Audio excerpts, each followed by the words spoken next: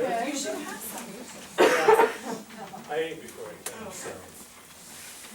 All right, well, Kimberly was the one that set this up for me. She was associated with your, what was it? The fashion American show? Girl Doll fashion show. My girls did hair Right, and, on the little girls. and anyway, she's helping me out in my clinic, and she told me a little bit about you guys, and based off of that, I went online and I researched it. And it was pretty interesting, because I didn't know anything about your group. And found out that you guys have been formed since the Great Depression, and have helped women, and it seemed more recently very children-oriented in your efforts, and I was very impressed, and was very honored to have been here. The most interesting thing, though, is when I was looking through your site, I looked at your vision statement, and I found some key words that really vibrated with me, because they're also very key in my clinic, and that is to improve the quality of life. And in your vision statement, it was to improve the quality of life of women, children, and families in your community. For me, it's to improve the quality of life of anybody that I can, come in contact with. And, here it is. And for me, it's about empowering people to have control over their own health and the quality of their lifestyle. So not only do I want you to be in great shape or to have the energy to go and get everything that you need to get done, but I also want you to be able to manage that yourself. And that's kind of where we have a lot in common. And to be able to improve the quality of life in our communities, I think that we can agree that we must first find out what the issues are and what ways we need to try and impact them. And this is the number one concern amongst Americans, and that's staying free from disease. Now, I know you guys have your hands in a lot of different things. I heard all kinds of things you have going on out there before the speech this evening. But staying free from disease is the biggest concern. But keeping people healthy and having them being able to, and it's not just, I'm not sick anymore, or I'm not going to be sick today. It's, I don't have to worry about being sick. I feel comfortable with my health to where I have that emotional feeling of that's off my chest, and I can go and pursue other things today. I can help more people today, or I can just be a bigger part of my own family's life, whatever it is that is important in that particular time. So if you're going to make the biggest impact on keeping people free from disease, let's first lay the groundwork. What are the diseases that we're primarily focused on? Here's our top 10 killers. Usual suspects. Here I want to note, though, heart disease, stroke, many respiratory diseases, diabetes, Alzheimer's disease, and kidney disease are all really related to fundamental processes underlying, and we'll get that to a little bit later. Those are very, here's how I want to say it, is depending on your genetics and what your body is, you'll actually come out and show different diseases, but you have many of the same underlying issues as people who have a different actual end-stage disease process. Cancer is interesting because it's mainly a detoxification issue, and that's what we're going to kind of use as an example tonight. Obviously, injuries is not necessarily preventative unless we're talking about doing seat belts and things of that nature, but it's not health-based as in how do I eat, how do I act, what's my activity level, so on and so forth. An interesting thing being that Alzheimer's is a rising disease, specifically in women. That's becoming more and more common. It's not necessarily fully accepted yet, but it will be probably in a short period of time, that's actually a type 3 diabetes. So that's important, and you might want to kind of research and understand some of the backgrounds of those. And then influenza, pneumonia, and then number 10, septicemia, which is basically infection in your blood, toxic blood system. Both of these are very immune-based. So this happens generally in the youngest and the oldest in the populations. And typically it has to do with weakened immune systems. But you can influence a lot of that, especially in older patients, or possibly through the mother if the children are at an extremely young age. So moving forward, this is just kind of a little graphic showing what assumes all the deaths. Basically, cancer and cardiovascular disease are the two major ones here. You can see that they're the largest two circles outside of the total death circle there. So here's the sheet that you have in front of you. This is the reference sheet for the entire talk, and this is what I'll be referring to for the rest of the evening. up there in the trees and the leaves, you got some, big time medical terms, but basically that's just, the usual suspects, liver disease, lung disease, so on and so forth, heart disease. And basically, that's where you're at in the continuum of disease when you get that. And you usually don't know that you have a problem until right there in the middle, underneath organ system diagnosis as signs and symptoms. That's usually when you report to find out that you actually have a problem. Everything else underneath that has probably been looming for many, many years in most cases, especially for the degenerative diseases. As we'll speak about cancer, it's more than in most cases it takes more than 10 years to develop in your body, and a lot of women don't make it. And then below that we have the fundamental clinical imbalances. We'll cover those later. And then the fundamental physiological processes, which is what your body should be doing efficiently to make sure that you don't have the clinical imbalances. And then of course you have your genetic factors, and then we also have basically your life inputs, your choice in eating, activity levels, and then some things that you don't have control over. If you're in Japan, you got Fukushima, if I pronounce that right. So I want to start with cancer because we're going to use that for the example tonight.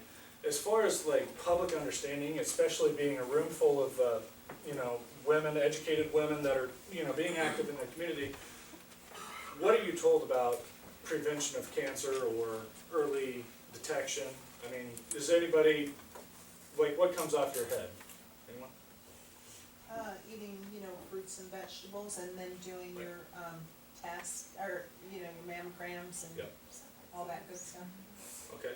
And anything else? It's been all over the news. One word, Angelina Jolie. BRCA. One name. Yeah.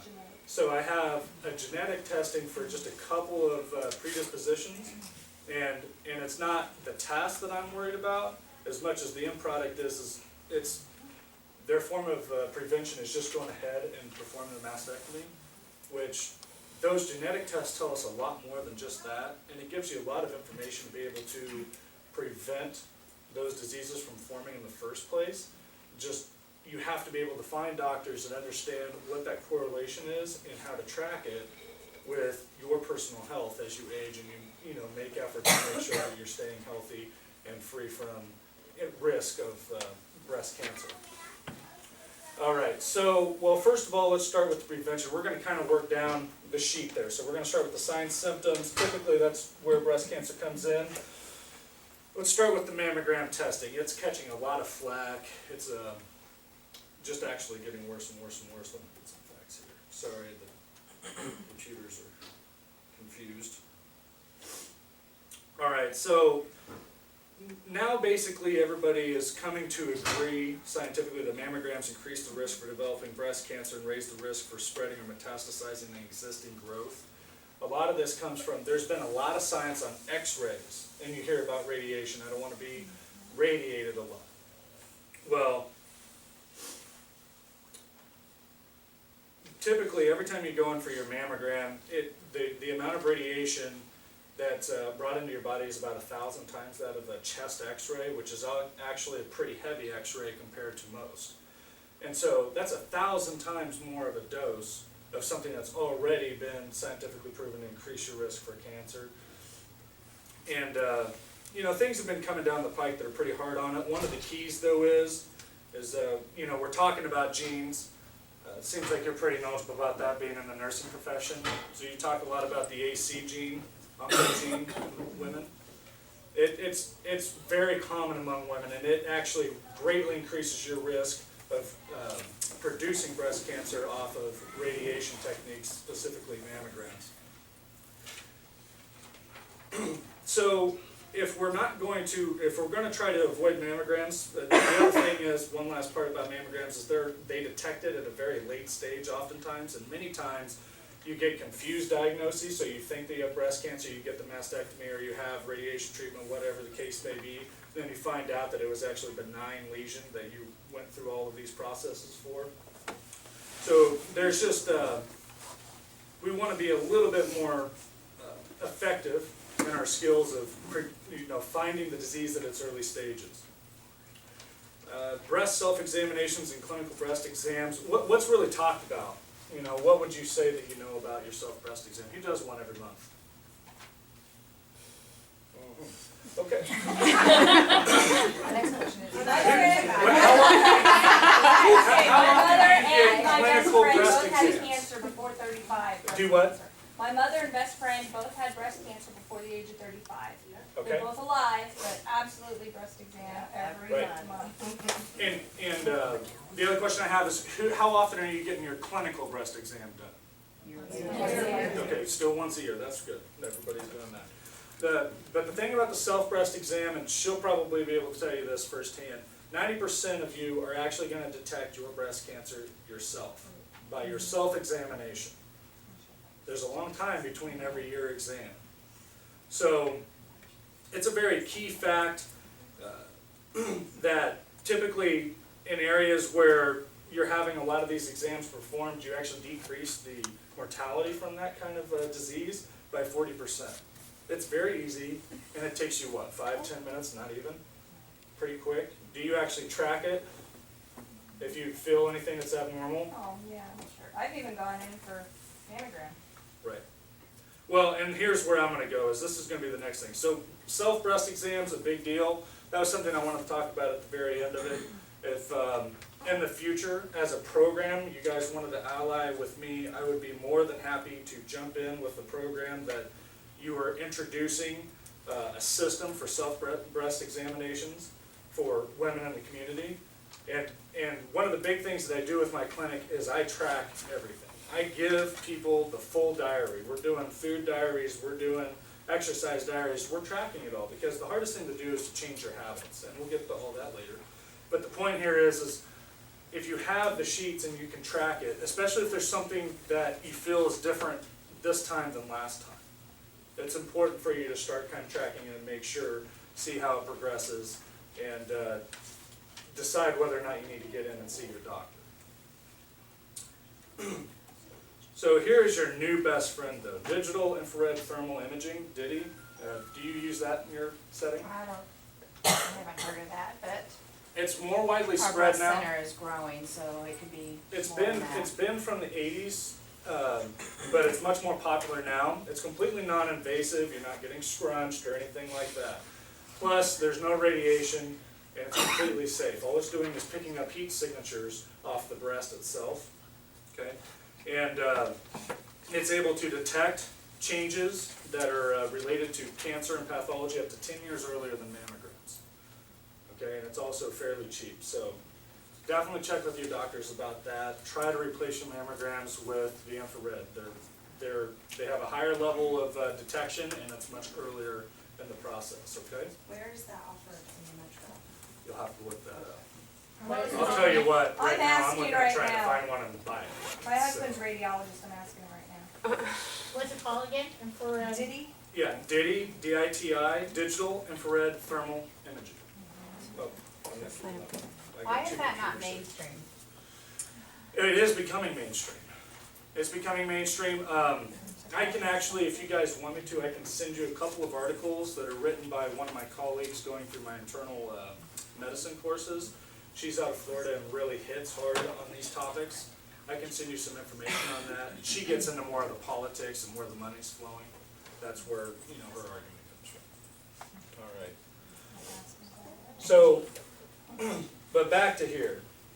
All of these processes are still pretty much identifying signs, you know, at the signs and symptoms level. I've discovered it. We want to be able to track and increase your preventative levels by interdicting your health and making it optimal at much earlier stages than I already have stage 1 cancer. Okay? So to basically continue from that, a couple of keys about cancer. Earlier I said it takes about 10 years to develop. There's 103 types of neoplasms that turn into over 200 types of cancer. 99 of those take more than 10 years to develop. Chances are it's been a very long time coming, and your body has to have a certain environment that's conducive for those cells to continue to proliferate and become cancerous. Up here on the screen you can see the cell with the mutation dysplasia, the in situ cancer. It's right there at the cancer part is when it actually becomes cancer, and that's probably 8 years down the road. You've had 8 years to catch something that wasn't cancerous by using your body's natural ability to eliminate those cells. And if you haven't been doing anything to work with that and to support your body in basically identifying and eliminating anything that's abnormal, like an abnormal cell, or even earlier than that, the actual processes that damage the cell in the first place and make it mutate, there's a lot of things that you can do much earlier on that's going to take you really far as preventing the later stage outcomes. Okay. So this is going to bring us down to the fundamental physiological processes. Everything comes to how well is your body functioning. We know, she mentioned, well, you need to eat this, you need to eat that, you need to eat this. It's pretty general, and we'll get to that later, and they just give you general guidelines. But the reason we're doing gene testing now for cancer risk, as a cancer risk factor, is because none of you are the same. You're going to react to your environments completely differently, and we're going to really hit on that hard later. But the point is all that's going to change how your body does its basic functions. And those are your fundamental physiological processes. Basically, let's get down to a cellular level. You're basically a huge body of millions of cells, and you need communication in and out of that cell. That cell has to be able to communicate to get what it needs and to get rid of what it doesn't.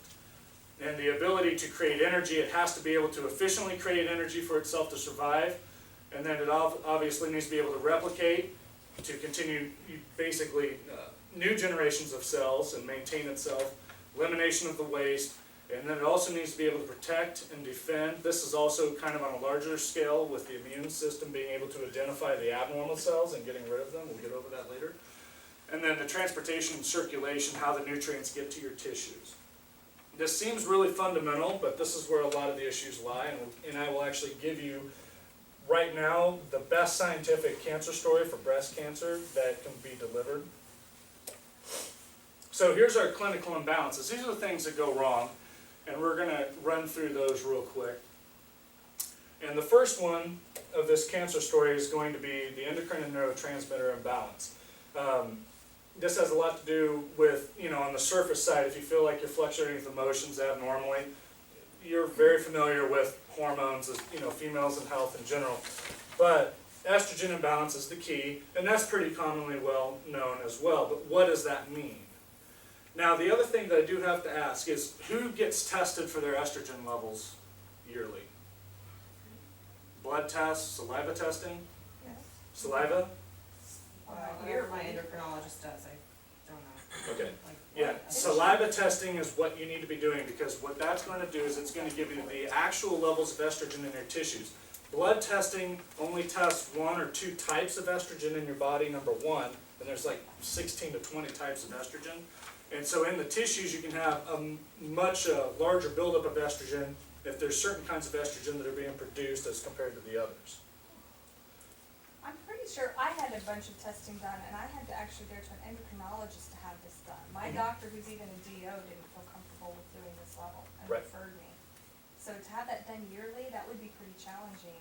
It's cheap, and it doesn't take long. And, that's like for me, my specialty is internal medicine. So I'm a chiropractic physician. I have the same expertise as a medical internist, but I just don't use medications in what I work with patients. So, yeah, you're right. Most people aren't going to touch the saliva testing. It's not something that's commonplace, but for women's prevention, it should be a whole lot more common. When you're looking at the cost of risk of cancer as compared to just a couple of preventative tests, 20 total in probably 20 years until you're 40. Right.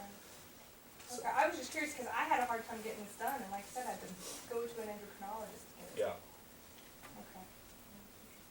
I think in the beginning you said something about somebody going through all the cancer treatments and then it turned out they didn't have it. Why wouldn't they have had a biopsy done the minute they thought something was going on, and isn't that a malpractice case if they didn't biopsy it? she'll back me on this. If you biopsy it, the risk of that cancer going out of the breast drastically increases, so they'd rather Oh, that just part, cut it out. yes. What? Yeah. He's basically, if you biopsy, and depending on what kind of cancer it is, if you break open, it's kind of like a blister. If you break open the blister, the fluid goes everywhere. If you break open that cancer, the cells, Oh, and so it's a lot, depending, they don't know what kind of cancer it can or can't be, and so in just simple form, sometimes it's just easier that they suspect, and they feel in the best interest to treat, as opposed to going in and bursting something and then potentially having that cancer spread even. so they More try to greatly. just remove it. Yeah, well, they'll remove it, and then they'll biopsy it and try to find out what kind of cancer it is, so they can track the rest of Yeah, the body I had correctly. a cyst, and it was basically a lump, so the surgeon removed it, and then they biopsied it, and I was After. lucky it wasn't cancer, Mhm. so. Yeah, they're always going to, in those cases, eliminate the risk first, and then find out what the risk was. Let's see. And that's why, this talk here is a really big deal, is because it's like, what are we gonna do to try to make sure you're not in that position? And what factors can we give you to make sure that it doesn't come back again? If you've had cancer once in your breast, there's just risk for a lot of things later on, because as we'll get to, because we're starting right now, there's an environment that was conducive to that building up in the breast, but it's not the only tissue that's being influenced by that same similar environment throughout your whole body. So we'll get to it. So now we have an estrogen imbalance, and the key to prevention here is to do saliva testing, which actually doesn't cost much if you find somebody who'll do it correctly. And it actually gives you very realistic numbers of what your estrogen levels are in the tissue itself, which in the case of breast, that's a tissue, so it's important to find that out. Basically, there's just short-term and prolonged forms of neurological and hormonal balance and factors. The key here is the adrenals tend to get hit extremely hard. This is why typically people with diseases and things have a whole lot of fatigue. But we also have a lot of fatigue for years leading up to disease. Why? Because in America, we have a lot of bad environmental factors that are trashing these symptoms far ahead of end-stage disease. And it's important that you're tracking these and making sure that they're operating functionally. Because you want this balance. Everything communicates with each other. The brain and the pituitary communicate down to all of your other hormone tissues that are producing the estrogen, or in the adrenals case, it could be like cortisol, which is a stress hormone, and then they're signaling back up. And a lot of times when your environment that you're putting your body under is bad, it creates constant imbalances here in this signal. All right, so we know that we have a high estrogen level. Something's going on with our estrogen levels in the body. Well, the next phase that's critical in this, because where it's happening at, is in the detoxification phase. So for the most part, we're in the liver, but some of this does happen in the specific tissues, especially in the breast. And the key of detoxification is just removing anything that needs to be removed from the body, whether it's natural, unnatural substances, including hormones that need to be broken down and eliminated. When that's not happening efficiently, we get a toxicity. So this is basically what detoxification is, and the key here is the issue is either we have too much function in the phase 1, and there's too much estrogen building up between phase 1 and phase 2, or there's not enough function in phase 2 to eliminate the estrogen that phase 1 has produced, or both. The key is we have too much intermediary estrogen, and it's at this point that it is susceptible to the next part of the story, which is the next piece. Let's just go here. Oxidative imbalance. So at that point, it becomes a reactive molecule because it interacts with oxidation. And when it becomes a reactive species, this is where it actually goes straight to the cell DNA and changes your DNA, and it primes your cells for that mutation that we saw way at the beginning up earlier. And that's how that happens with breast cancer. Not all kinds of cancer. We're just talking about breast cancer. And this is where most of the science is pointing. And general oxidation is very destructive and is highly responsible for processes and other forms of cancer as well. But in this case, it changes your estrogen intermediary molecule, and that goes to the DNA, and it mutates your cell, which starts the entire process of cancer production.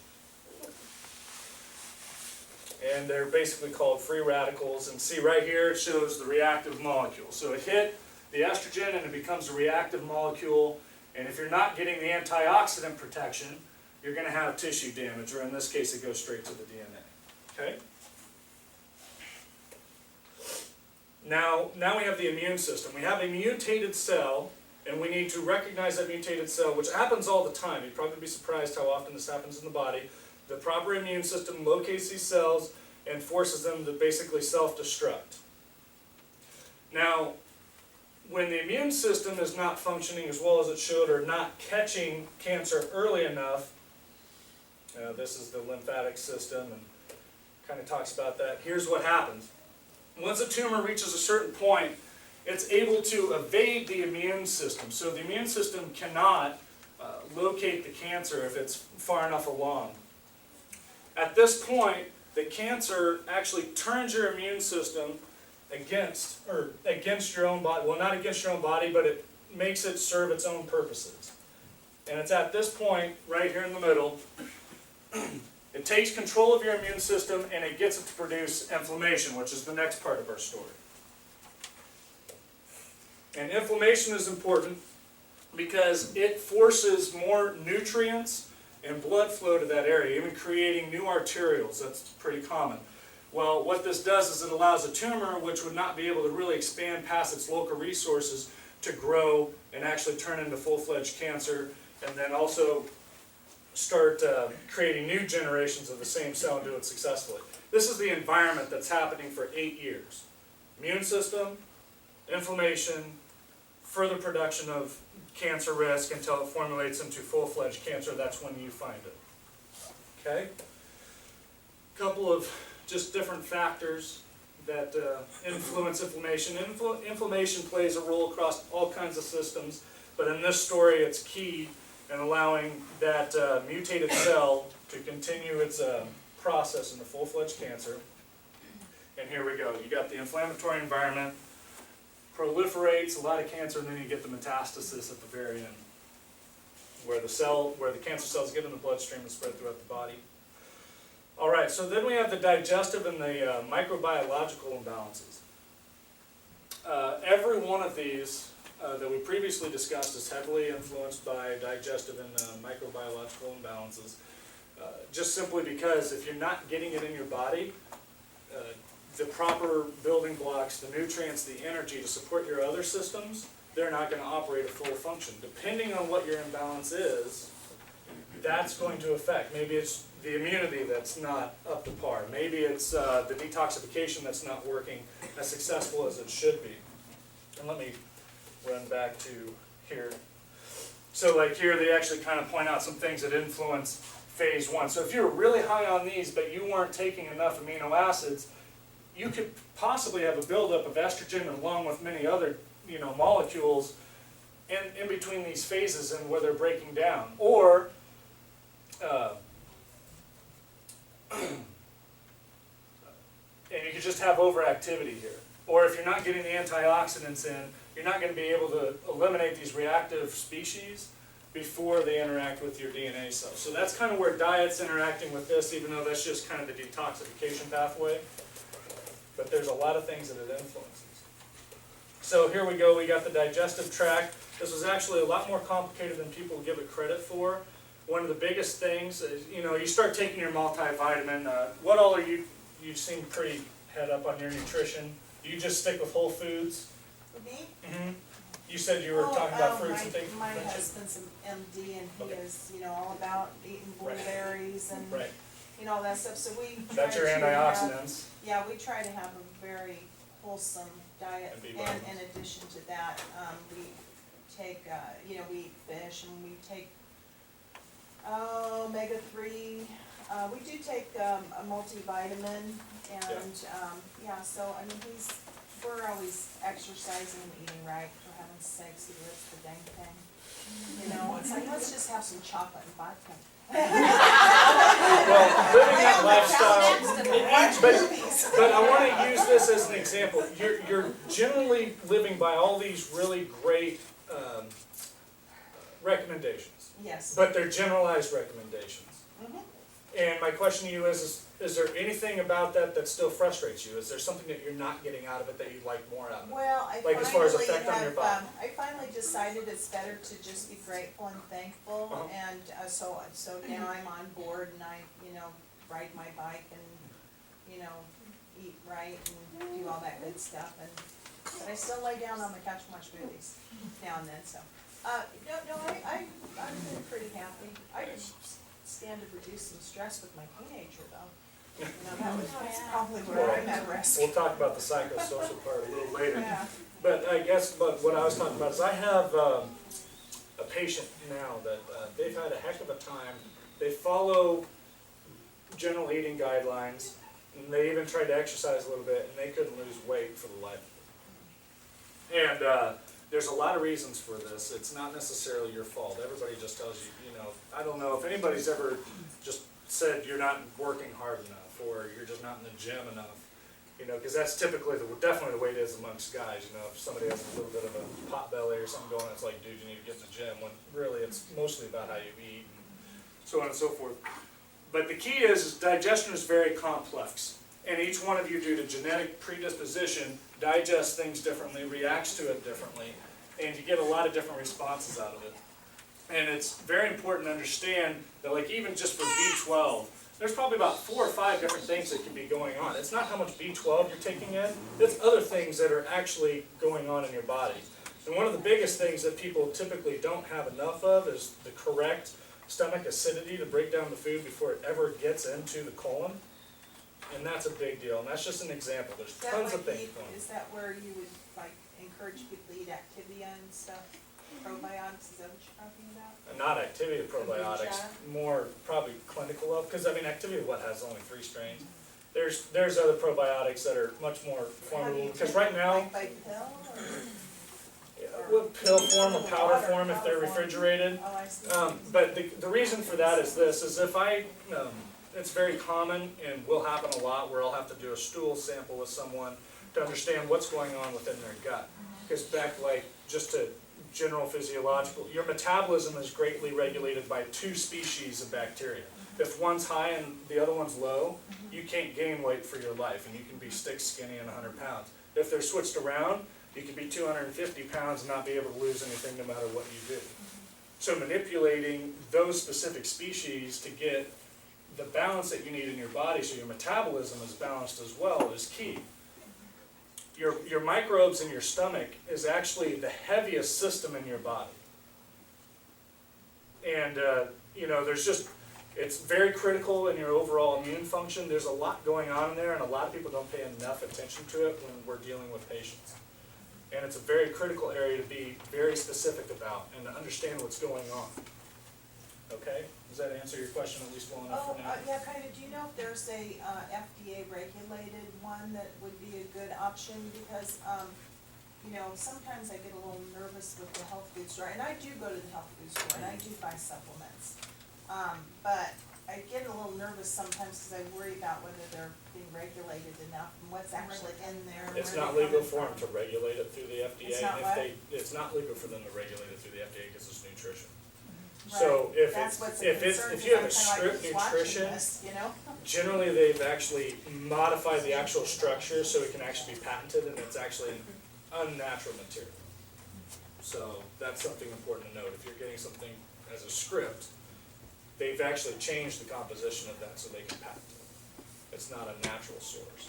So, Oh, I like natural. I fight with the same thing as you do. I have Very 8 different good. nutrition companies that I'm signed on with Oh, because I have to research absolutely every single product. I mean, they try to pull all kinds of stuff on you. Like the study will be on the root of the plant, but they'll be putting the leaves in there. So I have to read through all the assays, so on and so forth, on making sure that what I'm giving you is what the science says you need. It's tough. There's no easy answer. Okay. Word almost done. Okay, so even though, so that's kind of the generalized story. Oh, I got these turned around. So then you also have structural integrity, and this is where chiropractors have been harping on for years. I think they overshoot its importance just a hair. It's definitely a component. If you have an issue with your neurological system not functioning well, it's scientifically proven that the organ that it's communicating with is not going to function as well as it could. So keeping alignment with the body, PTs do the same thing. Stretching, your husband's a PT. So I mean, there's a lot of different ways to manipulate the body. Some DOs will manipulate. It's an important thing to keep in check with whoever your doctor is. It's still an important aspect of it. It's just not the most important. It's just as important as everything else, but not more. But like I said, you want to make sure that your neurological system is working functionally and that your body is working well, and that's going to prevent any kind of neurological deficit in organ system function. And then back to this, actually. The web of health. So this is just all the different kind of areas where we have abnormalities. And this is just basically a bunch of arrows pointing how they interact with one another. Granted, I was talking about breast cancer, so it's fairly specific and in a row, but when you're talking about general diseases, generalized diseases, this is how they can interact with each other, and you have to have somebody who's willing to really dig into this and find out what arrows is your body using. And that's how complex you are. You're basically a puzzle that needs to be figured out from a doctor's standpoint. So basically, just to the genetics real quick. Again, you're all individualized, and that's very important. We have but here's the thing about genes, and this is the key point that I really wanted to drive home tonight, because I mean I know we talk about health and publicly quite a bit, but I don't think they really harp on this enough. Basically, our environments are changing. We move from environment to environment where your genetics were basically set over generations to be optimizing your body to live well. And then now I go to the grocery store, I can get something from India, Europe, China. I have access to every environment in the world. So now I have a much larger environment than the body's ever been exposed to historically. And then we also have all the new man-made formulations and things that we're exposed to that are toxic, fertilizers, GMOs, things of that nature. It's just very important to understand how those react with your body, and your body's fitting with that. The basic underlying point here is that your genetics are obsolete, and they're not going to cut it for you anymore, and the subconscious health that we were able to usually rely upon under a set circumstance over many years and many generations just isn't there for us. So it's time to actually enact conscious health. You have to be conscious and proactive, because those risk of cancers isn't just your genetics. The genetics just say I'm more predisposed to having cancer due to something in my environment. What is it? So we're back to here, and then that just brings us down to the inputs. And this is quick. She was talking about the stress of your child. It's a key role. Stress management has the same effect on your body oftentimes as trauma. It's just chemical in nature, and it's not like I have a bruise here. It just flows through my whole body. And then obviously you have the trauma and the physical. We have the chemical aspects, and then we got the biotics, which is infections, non-infections, and radiation. All the different things that affect our body, and this is the short list. So this brings us to the health plan. Obviously it's great because there's a lot of people in here that have spouses or are personally in the health field, which gives you access to certain things. But what I would ask is who are you working with on your health plan? And that's somebody who's going to work on that tree starting before the symptoms all the way down to optimize you, understanding and upgrading your plan as you discover more about your genetics. Like, have you ever done just an elimination diet? Who's done an elimination diet with food, for instance? And did you really track what you can and can't touch? Do you keep that in mind? Because that's a great way to understand what your genetics has an immediate reaction with. Now the question is what did not give an immediate reaction that affects you over long periods of time? It's not enough to have a 3-day issue, but in 10 years, it's a subclinical formulation that's just going to continue to not work well with your body. So you have to have somebody who's going to dig in and understand your body and formulate plans that are going to be individualized to yourself. And that includes diet. There's certain people that are going to be better with heavy fruit diets. There's certain people that will do well on that heavily publicized Mediterranean diet. You know, then there's groups that are, you know, meats and dairy, because that's what the last 200 years of their ancestors did only. And that's what their bodies have become able to work with the best. And you have to, and my point is when you're trying to prevent diseases, degenerative diseases such as cancer, if you're not working on the very front end, it's not generalized guidelines of health, it's my body, your body, and how do I set up something specific so I get to stay free from disease, which is which is most people's number one worry. And then how do we not only do that for ourselves, but the community? And we do that with a health plan. If I want to go and set something in, because it's a conscious health now, we have to do it consciously. If I want to start a business and I want somebody to invest in me, I have to have a business plan.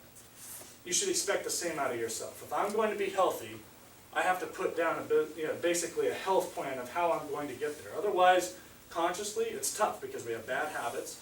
We do want to be on the couch, don't we? And that's just the way it is. So if I don't have it written out and I don't have a sheet that's telling me when I eat, and what I'm doing, and it's customized to me, not saying that you don't change it around. I keep a couple of spiral notebooks, one for eating and one for exercise. You know, another one that I keep with patients is a sleep diary, especially if they're short of it. Oh, It's yes. a key thing, because a lot of people aren't getting the sleep that they need. And it's very important to your overall health. But you have to be able to track it, and that also gives you control of it though, because you're the one that's in charge. And yeah, you know, your doctor should help you tweak this, but you're the one in charge. You're the one handling it. You're moving forward. You get to see your goals made, and as you keep progressing and learning more about yourself and your body, you automatically know what foods you don't have to touch. The experimental stage up front is probably heavy with a doctor that's willing to go through all those stages with you, but down the road, you learn what you need to do to keep the highest quality of life that you want to for as long as possible. I need to get the study, but there's a study that shows the quality of life in France as compared to Americans, and where the quality of life starts to decrease. Quality of life starts to decrease in Americans at about the age of 40, where they could not do what they were doing when they were 20. In France, they could do the same thing 3 years before they died. The average life expectancy is the same. It's only variable by about 1 year. But they're doing the same stuff until 75.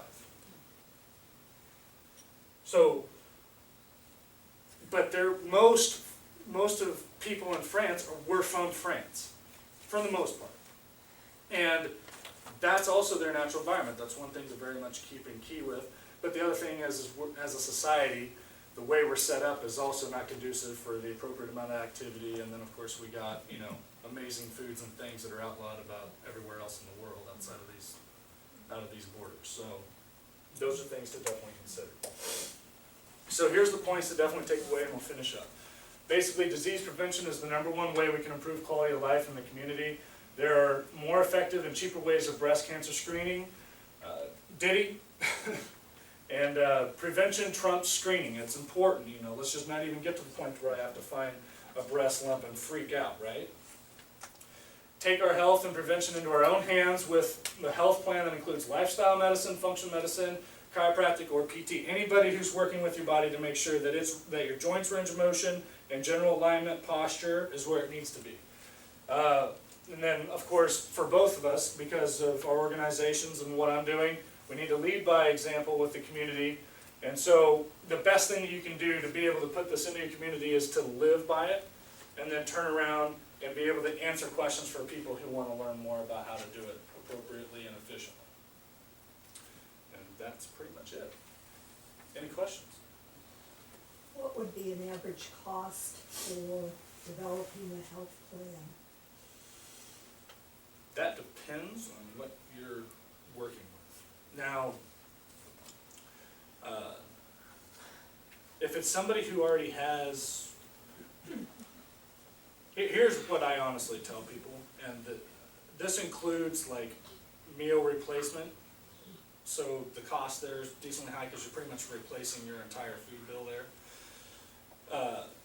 $5,000 in the first year to really clean stuff up, but that includes all visits, that's most of the blood, like the blood work and absolutely everything put together.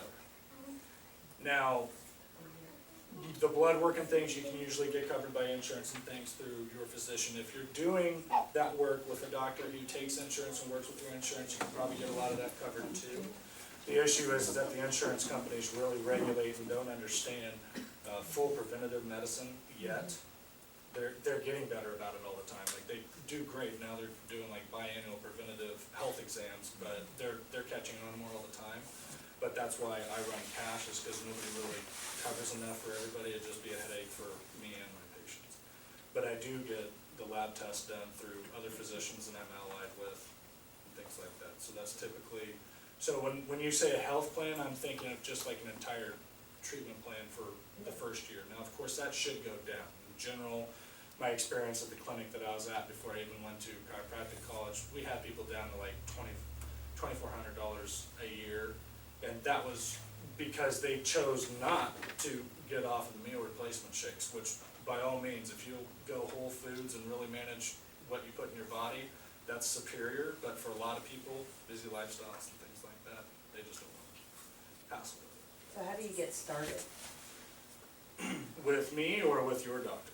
I don't know. If your doctor's not set up for it, it's not gonna go very well. Alright, so with you. With me, you talk to Kimberly after we're done. Basically, how it works is you come in for a very full physical exam from top to bottom. We go through all of your system checks, neurological exam, orthopedic exam, everything. And then we also get the appropriate labs and diagnostics done to just get a general image of where you're at. Based on what we find there, I have a completely different set of ranges. Like we have general lab ranges for disease, but then I have optimal ranges that gives me an idea of what your body should look like if it's running at optimal. So they're thinner ranges. So we can make appointments with you